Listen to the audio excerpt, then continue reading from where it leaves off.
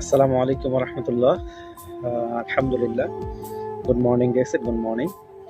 আপনারা যারা DXN business করেন, প্রতি মাসে ইনকাম নেন না, এটা আপনাদের ডিএক্সএন বিজনেস হয় না। প্রতি মাসে আপনার কোয়ালিফাই থাকতে হবে, প্রতি মাসে আপনার ইনকাম নিতে হবে। 6 তারিখ, 7 তারিখ অথবা 8 তারিখের মধ্যে আপনি ইনকামটা নেবেন।